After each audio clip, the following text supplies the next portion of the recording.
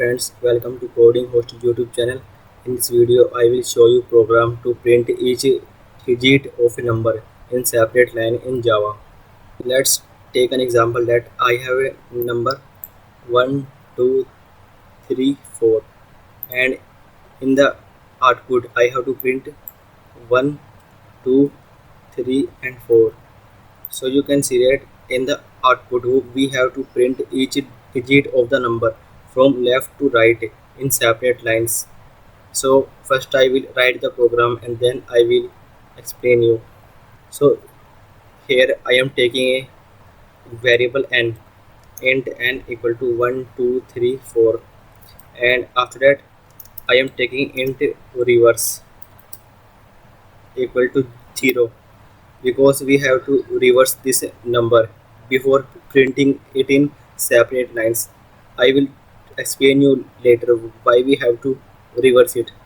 After that I will use a while loop, while n not equal to 0, and inside the loop I will write int rem equal to n modulus 10 and reverse is equal to reverse into 10 plus rem, and we have to take it in a bracket like this.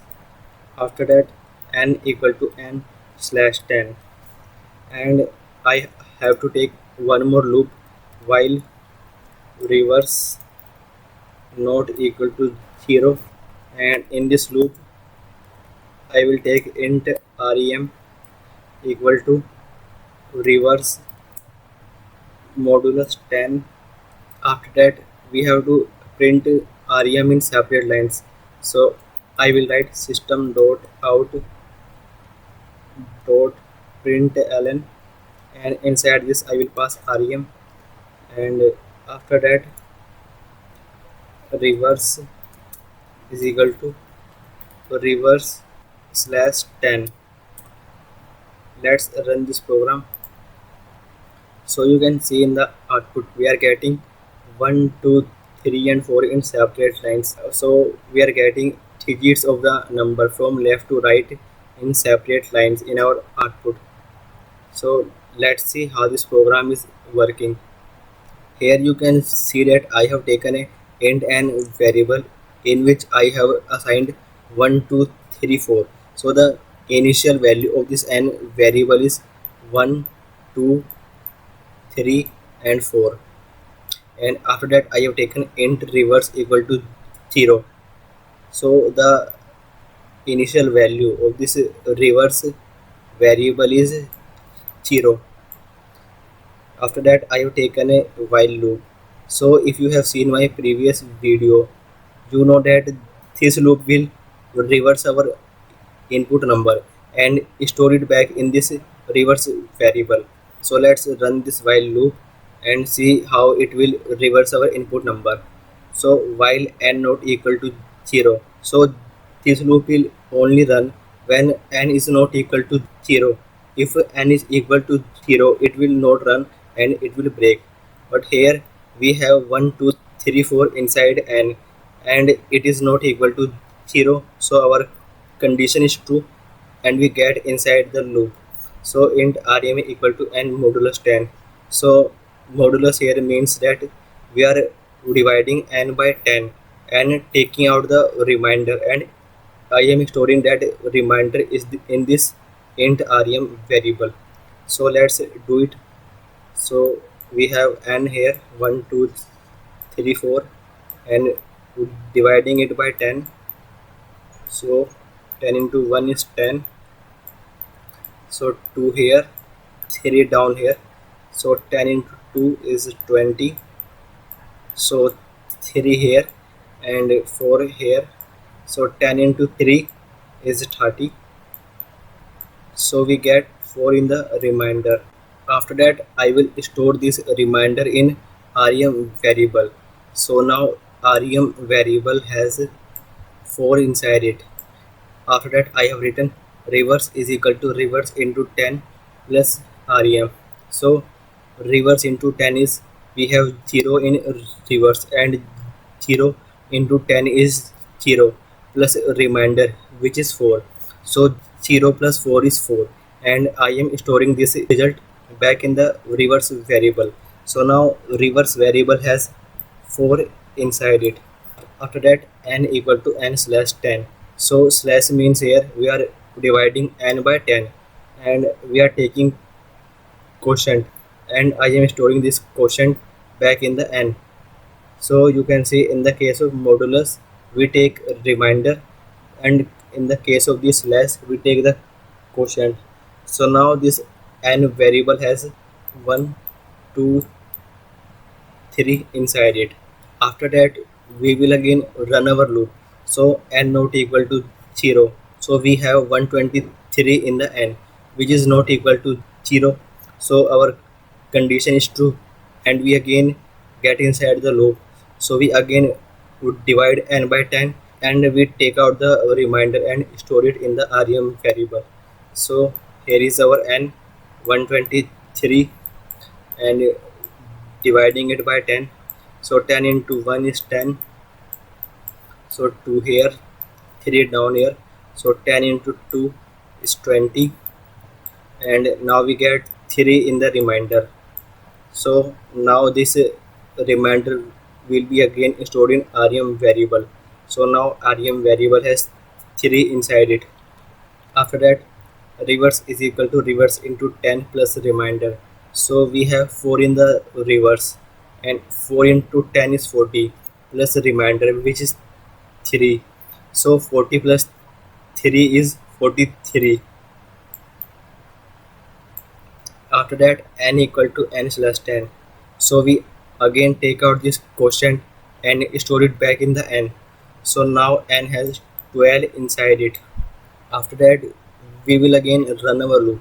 So n not equal to 0. So now n has 12 inside it which is not equal to 0. So yes, our condition is true, and we again get inside the loop. So we again divide n by 10. So 12 here, and dividing it by 10. So 10 into 1 is 10, and we get 2 in the remainder and store it back in the rem variable. So now rem variable has 2 inside it. After that, reverse is equal to reverse into 10 plus rem. So we have 43 in the reverse, into 10 is 430 plus rem which is 2. So 430 plus 2 is 432. So now reverse has 432 inside it. After that, n equal to n slash 10. So we again take out this quotient and store it back in the n. So now n has 1 inside it. After that, we again run our loop. So n not equal to 0. So we have 1 in the n which is not equal to 0. So yes, our condition is true, and we again get inside in our loop. So we again divide n by 10. So we have 1 in the n, and 1 here, and 10. So 10 into 0 is 0. So now we get 1 in our remainder. So now this rem variable has 1 inside it. After that, reverse is equal to reverse into 10 plus rem. So we have 432 in the reverse, into 10 is 4320 plus rem which is 1. So we get 4321 in the reverse variable. After that, n equal to n slash 10. So we again take out this quotient and store it back in the n. So now n has 0 inside it. After that, we again run our loop.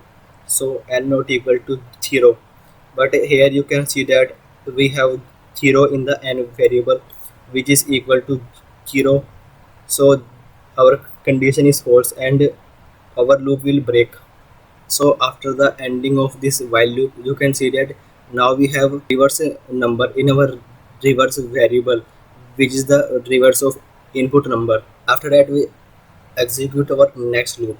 So while reverse not equal to 0, so we have 4 3 2 1 in our reverse variable which is not equal to 0.